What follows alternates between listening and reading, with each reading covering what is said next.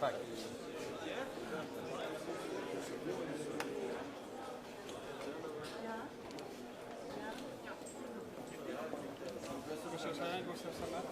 Complété par la mention Member of the Room.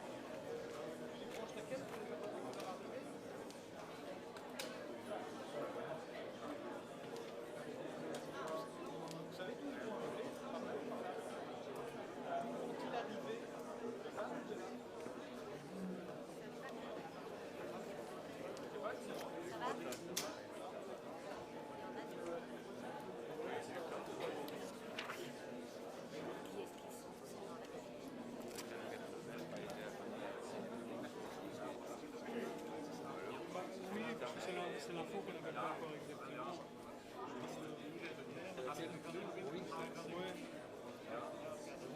On se doutait que, mais intégré progressivement.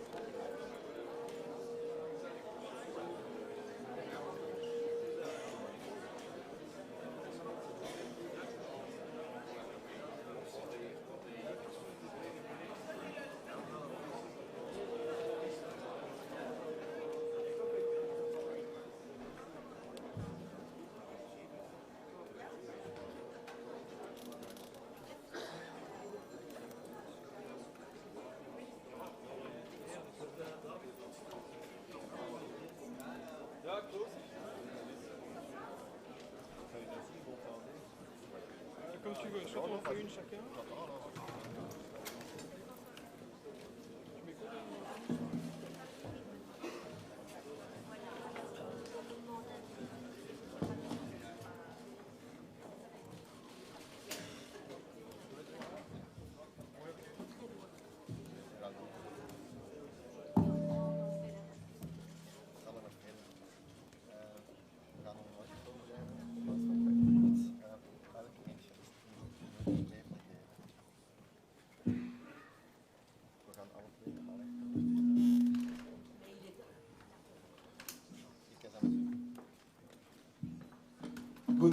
Good morning, ladies and gentlemen. A warm welcome here to B House, the corporate headquarters of Brussels Airlines. Also a warm welcome to those of you who are following us from abroad via the live stream that we offer today. Today is an important day for Brussels Airlines in the history of our airline, but we also believe it is an important day for the Lufthansa Group. 8 years ago, we meet here in the same venue same location, to inform you that Lufthansa and Brussels Airlines had decided to join forces, with Lufthansa at that time acquiring 45% of SNR holding.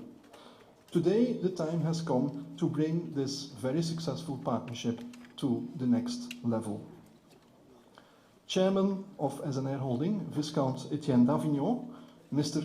Karsten Spoor, Chairman of the Executive Board and CEO of Deutsche Lufthansa AG, Mr. Bernard Gustin, the CEO of Brussels Airlines, and Mr. Karl-Ulrich Garnaert, Executive Board Member of Deutsche Lufthansa AG and also responsible for Eurowings and aviation service, will update you today on the agreement SNR Holding and Lufthansa have reached. They will also outline the next steps in the integration and partnership. There will be speeches by Viscount Etienne d'Avignon and Mr. Spoor. Afterwards, you will be able to ask questions to all the participants. Our first speaker is Chairman Etienne d'Avignon. So, bonjour, goedemorgen. Et après ça, je vais parler anglais. Parce que je ne parlerai français que quand je ne veux pas que Karsten comprenne ce que je dis. Je parlerai très vite français alors. So, before we start the press conference, I want to make a clarification. Because this morning in the Belgian newspaper had a title saying that Lufthansa will invest 600 million in Brussels Airlines. This is a total mistake of a technical nature. Where is the basis of the mistake? The basis of the mistake is that Brussels Airlines, as you know, has leases on its airplanes, and in particular leases on its long-haul airplanes, which are in place till the end of 2017. So this is, of course, a cost which is on our books. After the 2017, the airplanes will still be there, but they will be different, and so the cost will continue. But it has nothing to do with an investment. The investment, as you know, and for which I'm grateful, is that Lufthansa has decided to transfer or to modify the still existing loan that it has towards SN into capital, so that SN has no longer a debt vis-à-vis Lufthansa, so thank you very much. That mise au point being done, we come to the serious matters of today. And before giving the floor to Karsten, I would like to say that having had the opportunity of living through the process of since 2008, I am most happy with the decision we took in 2008, because since 2008, and thanks to Lufthansa in a great part, we have grown the company. In 2008, we had 3 long-haul planes. Today we have 10, and tomorrow we will have an additional flight to Mumbai. This would have not happened without the support of Lufthansa, and I simply add that none of these decisions could have been taken by the board of SN without the agreement of Lufthansa. Because the 2008 agreement provided for the fact that there were so-called reserved matters. And on these reserved matters, there had to be a unanimity. And there's always been unanimity on the board. And this is how we intend to continue to do business. Also, the process, since the authorization that the Aufsichtsrat gave Vorstand to purchase the last 55%, we've had extensive discussions, and we have agreed on all the issues. Not only at the level of the board, but at the level of where do we go from here. And a very important thing has happened is that there's also an agreement with the shareholders, so that there's an agreement signed in between the shareholders and Lufthansa, so that there is a voluntary agreement of the shareholders to sell their shares to Lufthansa and not simply the exercise of a call option. This is the difference in between creating consensus and simply exercising rights you have. And I think this is really a good example of how we do things. We've also introduced Carsten and his team to the singularities of Belgium, which was an exercise which is not yet finished, but a very interesting exercise. We make things complicated to be able to show how we can solve them. And this is a kind of curious, pragmatical way of doing things. But at the end of the day, today, we have agreement in between all concerned, agreement with the stakeholders. Certainly the Belgian government is a stakeholder for obvious reasons. Agreement with the airport, which is an obvious stakeholder when you run a company. You have to run it from somewhere. An agreement with the shareholders who understand the strategy that we pursue, even if this strategy is not making them rich, but they didn't believe they would get rich when we started. I always like to remind everybody that when we started 15 years ago, the difference in between the optimist and the pessimist was the following. The pessimist believed that we would go bankrupt in 3 months, and the pessimist believed that we would go bankrupt in 6 months. 15 years later, this has apparently not been totally successful in terms of where we go. But enough said about that. The first part is important because it is the spirit, and when you start a new period and a new chapter, and which is the headline of our joint press communiqué, a new chapter for better development, and that you reach that with a consensus and with the understanding of all concerned inside the company, the trade unions, the staff, and so on and so forth. And I would like at this time to say how proud personally I am in the way in which the staff and all concerned took initiatives and to overcome the tragic events of last November. This was an example of strength of the company, of in a type of stress to come together with a great number of voluntary actions to overcome the tragedy.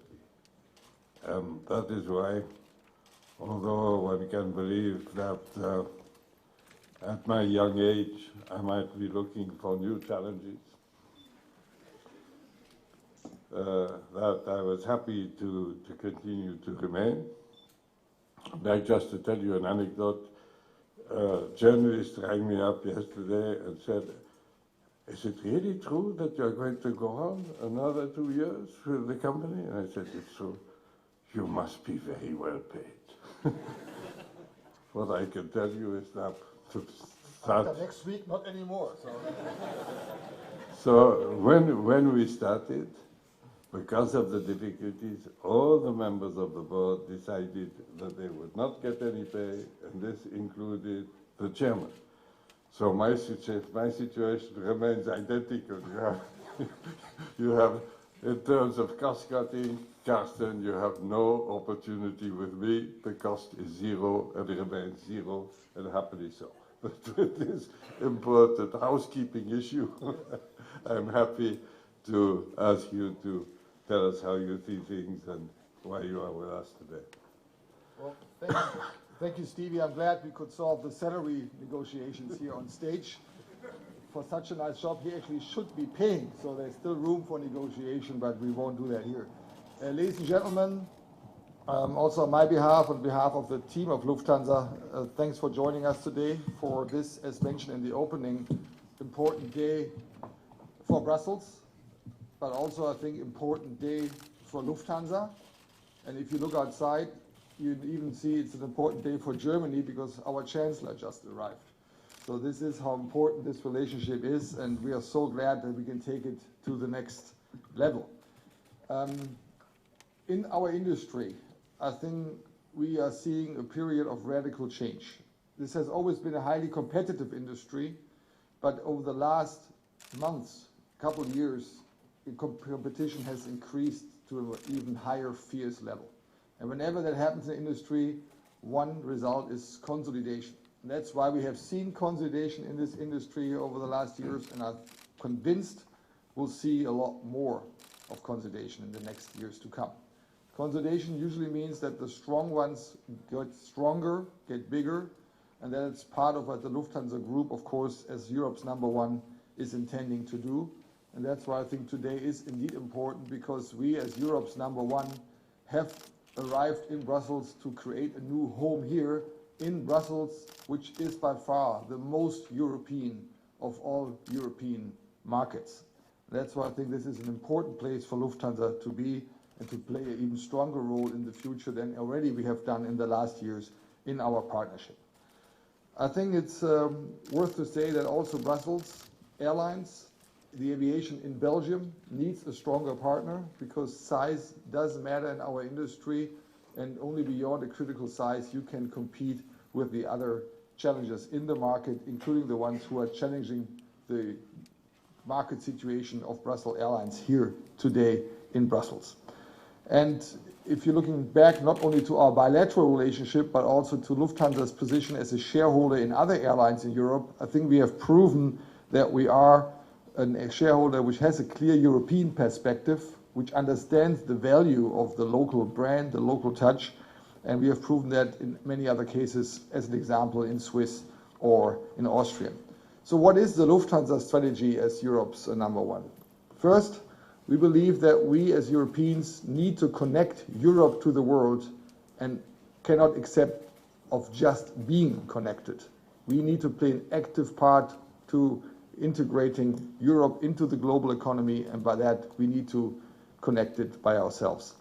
Second, in Lufthansa we believe that we need to build on the diversity and the local strengths of the diverse European markets and brands and staff. That is what makes Europe different than other large economies around the world. But because it is a scale business, we need to make sure that we leverage the synergies of the world's biggest aviation group together with those local differences. There's now 120,000 people in Lufthansa. As of today, there's 124,000 people, and we'll be growing up to 700 aircraft next year. So I think we can provide those synergies which we need to be globally successful, but at the same time we cherish, we respect, and we understand the local diversity and the local strength. This has been our strategy for the last years. The Eurowings creation, which we developed and which Karl Garnert is running as the CEO, plays perfectly into this strategy, maintain local presence and local touch with the synergies of a larger group. And that's why Brussels Airlines fits so perfectly into this strategy, and that's why we're here today. Basically, we're here today because we believe in two things. We believe in the Belgian market, and we believe in Brussels Airlines and its staff. And that's why I'm glad to be here. This has been an attractive market for us for many years. It's an attractive hub, which especially focuses on Africa, which is one of the reasons we invested into Brussels Airlines initially. The Lufthansa German Airlines historically has not focused enough on Africa, and with adding Brussels to the team, we're definitely increasing our footprint there. Also, in today's tough competitive environment, only airlines which have a highly competitive cost structure fit into the Lufthansa Group and have a room to grow in the Lufthansa Group. And that's what Bernard Gestin and his team over the last years have managed to bring down the cost structure of Brussels Airlines to a competitive level. That's what makes them attractive for us. But as I mentioned before, the staff, the management are highly qualified, are motivated, and we believe that that is what makes us different from other industries. We need every individual to be behind the product, to be behind the service, to be behind the brand, to make the best for the customer. Belgium Touch is something which is a very important element of the success of Brussels Airlines, and we make sure in our strategy that this will be maintained Belgians love their airline for a good reason, and I think to maintain that and to create more visibility and strength on the other side of the market, outside of Belgium, even outside of Europe. They're operating not only to the North Atlantic now, but Bernard will be also operating to India in just a few weeks. To combine that is what's part of our strategy. So before happily answering your questions, what's our goal for the next month? I think we want to make sure that we integrate Brussels Airlines as a quality carrier in their hybrid hub-focused model under the roof of the Eurowings Group, bringing up the number of aircraft in Eurowings from today up to 180 next year, and playing a significant role in all our markets outside of Frankfurt, Munich, Vienna, and Zurich. We believe that Brussels Airlines has its own profile and face, and to maintain that Belgium touch in the brand, in the service, is part of what we are focusing on doing. We will want to create a win-win situation, not only for the two airlines, but for all the stakeholders involved. For me, that's the airport. It's the staff, of course, and the unions who look for profitable growth, which we are trying definitely jointly to create here, but also for the customers, for the companies in Belgium. I think we have created a structure which will not only be a double win-win, but a multiple win-win to all stakeholders involved. That, of course, doesn't take away my thankfulness for the support of all the stakeholders we have received over the last weeks and months, including your Prime Minister even, but I also think that support has been deserved by this construction which we are working on, because it is to the benefit of all stakeholders. Creating a more pan-European Eurowings is what we and Karl Garnert and his team have in mind, and adding Brussels Airlines with its narrow-body and wide-body fleet to that group is a big step in that direction. We jointly want to further strengthen our joint market position in Belgium. Brussels Airlines is the Lufthansa Group are number one here in Brussels, and we believe there's room to grow that market position, improve connections to and from Belgium, be it within Europe or be it intercontinental. We, of course, will continue to harmonize the fleet, the 320 narrow-body fleet for the short range. And of course, we are aware that a decision needs to be taken on the future of the long-range fleet next year, and we're happily looking forward to make that one of the big joint decisions, the first big joint decisions we have to take next year to maintain the intercontinental network of Brussels. When it comes to employment, I think success means potential growth. Good cost structures are giving us good support for profitable growth. When there is profitable growth in an airline, that highly relates to additional employment, because obviously for every aircraft we add, there's more jobs needed. Just adding one Airbus 330 next spring to operate Brussels-Mumbai will create 200 new jobs in Brussels Airlines. And that's how we drive employment here in Belgium, in Brussels, by adding more aircraft when there's room for profitable growth. And this is not counting the suppliers, the infrastructure providers around it. But most importantly, and hopefully many of them will hear this, our focus is on customers. We want to make our customers even more happy than they already are today by joining forces between the biggest aviation group in the world with the most successful Belgium airline. And that, as I mentioned before, even though all stakeholders will benefit, of course, the customer is always on top of our list. I think Brussels Airlines has done a lot over the last years to creating a hybrid business model, which in a way is also what Eurowings is doing. Joining forces will add to that success. We wouldn't be here, we wouldn't have invested additional funds into Brussels Airlines if we weren't fully convinced of the success and of the prospects of our partnership. That's what we are, that's where we are here today. It is this country, it is this market, it is the staff of this company in this building which Lufthansa believes in. That's why I'm glad to be here, and I look forward to your questions. Thank you. Thank you, Viscount Avignon and Mr. Spoor, for the explanations. Ladies and gentlemen, it's time for questions now. May I kindly ask, if a question arises, that you just raise your hand and tell us who you represent and to who you would like to address your question. You can address your question to one of the four participants of the press conference, Mr. Garnert, Mr. Spoor, Viscount Avignon, and of course Bernard Gustin as well. As the press one knows, I always answer the question whenever I want. Of course. Yep. Trends Tendance. Robert Van Appeldoorn, de Trends Tendance. Business Weekly. I have a question because you speak a little bit about Eurowings. So do you plan to open a Eurowings base in Brussels airport, and when and how will it be managed with Brussels Airlines? I take the liberty to answer that. We do not intend to open an independent Eurowings base in Brussels. I think Brussels.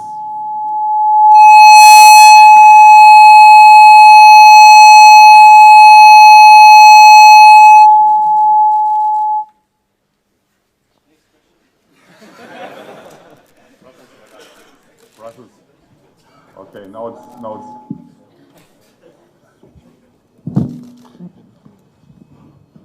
This is actually the mission of Brussels Airlines, to take care of this place, to grow here. Eurowings is fully engaged in building up a new base next year in Munich and in Palma de Mallorca, so we are very busy, and we are happy that Brussels Airlines takes care of Brussels. Thank you, Mr. I Garnett. can just add to what Carsten said a minute ago. It is much more important for Brussels Airlines to be a significant part of Eurowings than to be a small part exclusively of Lufthansa. If we look at 50 airplanes versus 650 airplanes, you can calculate the percentage.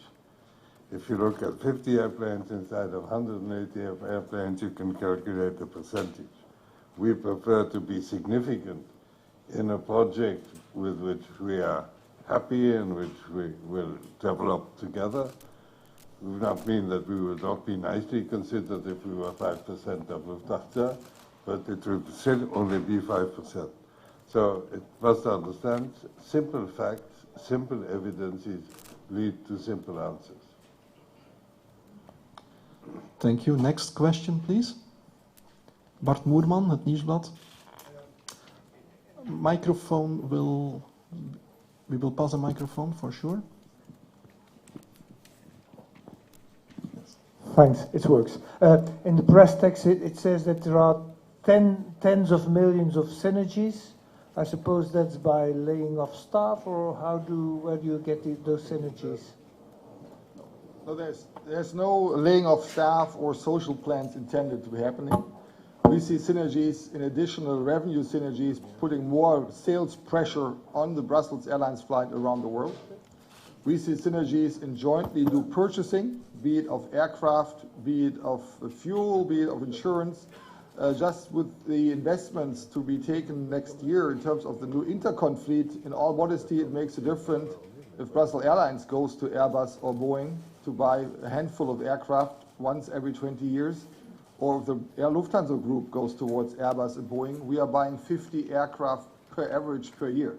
So that is, I think, a good example how we will create cost synergies, but also revenue synergies will be a substantial part of our future success. If I may just add one point, I would like to remind you history. When we joined the Lufthansa Group in 2008, we immediately optimized our network, which allowed us to grow by sharing the routes we had on Germany, which we call neighborhood traffic, and it immediately created for both parts double-digit number synergies. So I think it's important when we see synergies, we are here in a growth story, that we look at the right side of the bottle. And in an airline, there are many ways to do synergies rather than laying off staff, and I think we've proven over the past a track record of being able, in difficult time, to grow and to be successful without passing via the AFRE over a social plan. As I said, we're just hiring 200 people alone for this flight to Mumbai, and we still take applications. So. Thank you. Next question. Patrick Anspach of L'Echo and Travel Express was first. I have a technical question.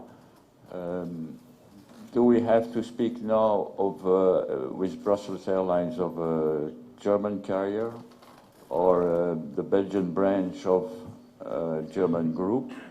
And beside question, What about the traffic rights in Africa, for instance? And so, did you have to renegotiate, or? No, I think we are in a setup which hasn't changed. I would like to remind you that the Belgian character of Brussels Airlines so far was relatively limited, with Lufthansa at 45% shareholder, and Virgin being number 2 with 15%, and then groups like NG, ING, and so on being part of it. This is SNA Holding. Brussels Airlines is a 100% Belgian company owned by SNA Holding, and that's where the traffic rights are negotiated. And in our heart, we remain more Belgian than ever, and you will see that in the coming months. I mean, the technical answer is that legally nothing changes. It remains a company, it remains integrated here under Belgian law, and that it is. And of course, that means that there is no issue on traffic rights, because the traffic rights belong to the company which remains. What changes in the company is who the shareholder is, but the shareholder doesn't change the legal character of a company. And you should consider Lufthansa very much to be a European company. We operate hubs, of course, in Germany, but also in Switzerland, also in Austria, and now in Brussels. So I think as Europe's #1, obviously Germany became too small for us. That's why we have developed beyond the boundaries of Germany. Thank you. Next question, there, the second row. Karsten Lemmers from the Standard. Will Brussels Airlines transform in something like Eurowings, or will it be the other way around? Will Eurowings transform into something like Brussels Airlines? I think that's a great question, because both will happen. We have a hybrid business model in Brussels Airlines, developed independently from the hybrid business model we developed in Eurowings. And when we looked at that over the last month, we saw how many parallels already exist. And joining that, I think, is what we have in mind. The old days of legacy carriers on the one hand and low-cost carriers on the other hand have disappeared. Business model converge, and I think nobody has done that more successfully over the last years than Brussels Airlines and Eurowings on both hands, and that's why I think there's a perfect fit. When it comes to the brand, let me answer that, because it's always an issue. I cannot envision a Brussels Airlines without a brand including a Belgium touch. And also I made statements before, we will not touch the brand unless we have an agreement with the Belgian management in Brussels Airlines to develop it further. And those ideas we'll look at in the first year, and if there's better ideas than what we have in mind today, we'll work on that, but there won't be a brand takeover, I promise that. Thank you. More questions? No more questions? Second time? Okay, then there is still time for individual interviews. For the individual interviews, I ask you to approach my colleagues for questions to the Lufthansa executives. You can approach Mr. Andreas Bartels, Senior Vice President Communication of Lufthansa. Mr. Bartels is over there. And for questions related to Brussels Airlines, you can approach Mr. Davignon or Mr.